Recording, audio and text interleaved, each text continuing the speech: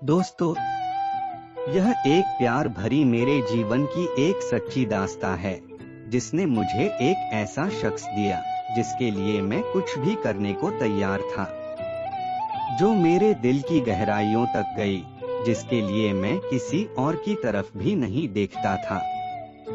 सुबह का अखबार पढ़ते हुए अचानक मेरी निगाह अपनी नई पड़ोसन से जा टकराई। मैंने सुना तो था कि मेरे बगल वाले फ्लैट में कोई महिला अधिकारी शिफ्ट होने वाली है, पर यह हमारा पहला आमना सामना था। फिर उस लड़की से हेलो हाय से शुरू हुआ, हम दोनों की परिचय हुआ और होने के बाद कब हमारा रिश्ता गहरा हो गया, पता ही नहीं चला।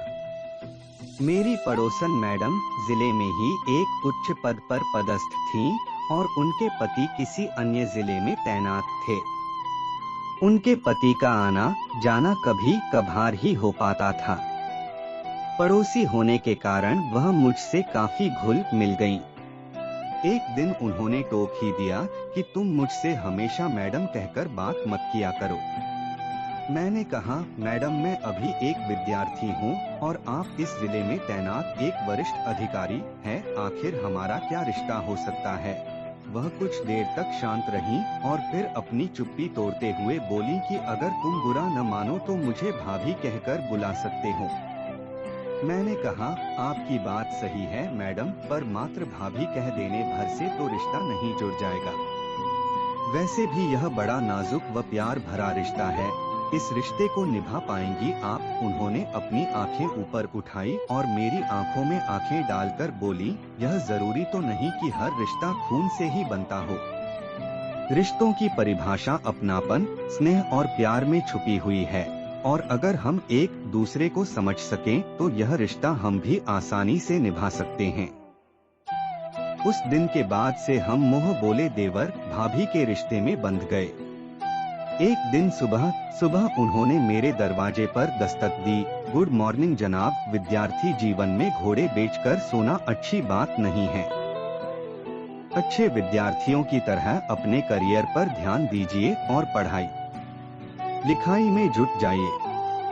इससे पहले कि मैं कुछ कहता, एक अपरिचित पर मधुर सी आवाज मेरे कानों से टकराई। नमस्ते अंकल, मेरा नाम प्रिया है और मैं कक्षा 11 में पढ़ती हूँ।